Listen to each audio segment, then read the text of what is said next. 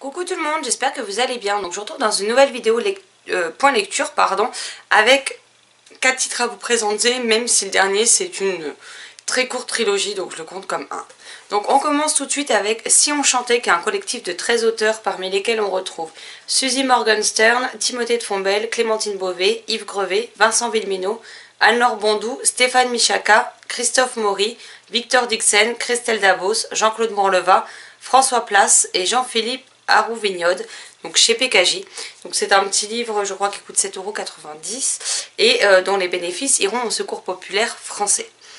Donc j'ai beaucoup aimé le principe de ce livre, puisqu'en fait on a toute une histoire autour de cette joyeuse tribu, et en fait chaque auteur ou autrice a écrit un chapitre et ensuite a passé la main au suivant. Donc chaque auteur-autrice a dû rebondir sur ce que le ou les précédents avaient pu écrire dans l'histoire pour faire dérouler tout le principe de l'histoire, le fil rouge, etc. Donc ça c'était quelque chose que je trouvais très intéressant, et j'avais vraiment hâte de voir comment ça allait être mis en place. Donc je dois dire que les plumes se marient plutôt bien entre elles, le style est plus ou moins pareil, même si chacun y apporte sa petite touche perso. On a vraiment un fil conducteur tout au long du roman, et j'ai trouvé ça hyper instructif, hyper intéressant et plutôt bien fait. J'ai beaucoup aimé les personnages. Donc ici on y suit Ambre d'un côté, qui vit seule avec sa mère, et ils sont combien, 8, 9, je ne sais plus. Oui, ils sont 8 en tout, 4 filles, 4 garçons. Elle est la plus âgée, et c'est souvent elle qui, lorsque sa mère est au travail ou va à droite à gauche, s'occupe de cette fratrie. De l'autre côté, son meilleur ami, Louis Edmond, lui est enfant unique. Il vit avec ses deux parents, et ce qu'il avait caché jusque-là à Ambre, c'est que sa famille est très riche, tout simplement. Donc on a vraiment deux milieux différents, puisque la famille de Ambre n'est pas vraiment riche, ils sont entassés dans un petit appartement et les choses sont beaucoup plus compliquées pour elle. Donc on va voir se confronter les deux mondes, l'un en face de l'autre, avec cette amitié au milieu. Sur ça, j'ai beaucoup aimé les deux aspects des différentes familles, ce que chacun envie à l'autre, que chacun trouve mieux dans son contexte que dans celui des autres. Enfin, j'ai beaucoup aimé comment ça, ce sujet-là a été amené. J'ai beaucoup aimé aussi le thème de la famille nombreuse. Malheureusement, ce qui a un petit peu péché et fait que j'ai une lecture assez mitigée, c'est que par moments, il y a des choses qui manquent de crédibilité. On est dans du contemporain, on n'est pas du tout dans un roman fantastique. J'ai trouvé que ça manquait par moments, ouais, de crédibilité, de réalisme, que ce soit de par le comportement ou la façon de parler de nos héros, tout simplement. Donc s'il y a beaucoup d'aspects que j'ai beaucoup aimé, cet aspect-là m'a un peu déçue, et ce qui fait que j'ai un avis plutôt mitigé sur ce titre. Néanmoins, je suis plutôt contente de l'avoir lu, d'avoir découvert cette histoire et cette manière d'écrire un roman. Parce qu'on a souvent des romans en 4 mains, mais des romans à 26, c'est quand même beaucoup plus rare. En général, c'est quand il y a autant de mains, c'est parce que chacun a écrit une nouvelle, par exemple, dans un recueil. Tandis que là, c'est vraiment une seule et même histoire qui a été rédigée par 13 auteurs et autrices plutôt bien connus quand même. Ensuite, un livre que j'attendais avec impatience de lire. Marilyn, je ne sais pas si elle l'a fini. Normalement, on avait toute la série, enfin les 2 premiers tomes en lecture commune. Là, malheureusement, elle savait qu'elle pourrait pas. Elle m'a dit de le lire de mon côté, de façon à ce que je ne sois pas freinée dans ma lecture. Et moi, je l'ai bouffé en 24 heures. Il s'agit donc du tant attendu Les Faucons de Ravera, le tome 3, L'Empire libéré, de Melissa Caruso chez Brajlon, dans la collection Bing Bang. Si vous me suivez depuis un petit moment maintenant, vous savez que j'ai eu un coup de cœur pour le tome 1, j'ai eu un coup de cœur pour le tome 2, et j'ai eu un coup de cœur pour le tome 3. Comme ça, on ne déroge pas à la règle. Donc ici, on retrouve notamment Zeira, Marcelo, Estrella, Amalia, la Contessa, mais aussi tous les autres personnages qu'on a pu découvrir dans les 2 premiers tomes. C'est dans celui-ci que tout va se jouer, puisque l'Empire est menacé d'une guerre par les hauts... Enfin, un haut ensorceleur plutôt.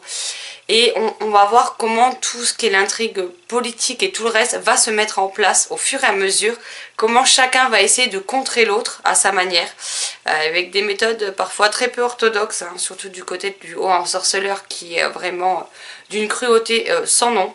Faut dire que j'ai adoré suivre à nouveau les personnages, les retrouver pour cet ultime tome, bien qu'un spin-off sera écrit sur Ravera, je pense.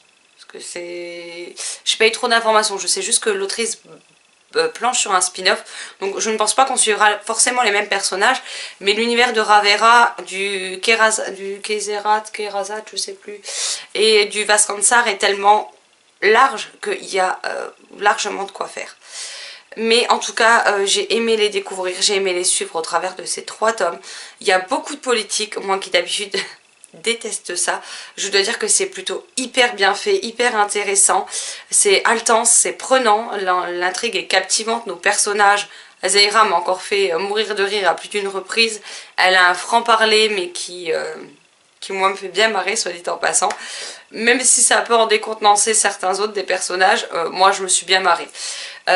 J'ai aussi aimé il y a je sais pas comment dire, comme un changement de rythme dans le récit pour ce 3e tome.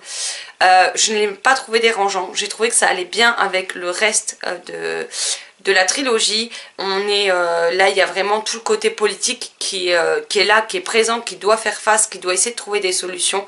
Et pour le coup, c'était fait de manière très intelligente, très bien amené, très bien tourné.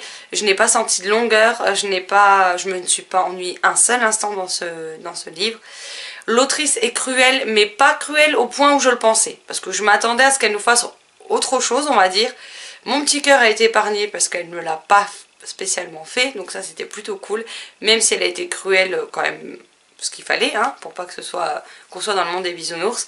Mais voilà, j'ai pris un énorme plaisir à lire ce dernier tome. Si vous ne connaissez toujours pas cette trilogie, je ne sais plus quoi faire pour vous donner envie de la découvrir. C'est vraiment une saga génialissime. Et je vais les garder précieusement. Je dois dire qu'en fantasy, j'ai pas spécialement beaucoup de coups de cœur puisque c'est un genre que si j'apprends à découvrir, je suis rarement aussi prise dedans que j'ai pu l'être pour celui-ci. Et il n'y en a pas non plus énormément des sagas de fantasy young adultes qui me plaisent autant. Et celle-ci en fait clairement partie. Ensuite, j'ai lu Chat s'en va et Chat revient de Luc Blanc-Villain chez Fleurus Éditions. Donc, moi je l'ai en épreuve non corrigée. Il est sorti le 7 février, donc il n'y a pas très longtemps. Donc ici, on va y suivre Victor et sa meilleure amie Léonie.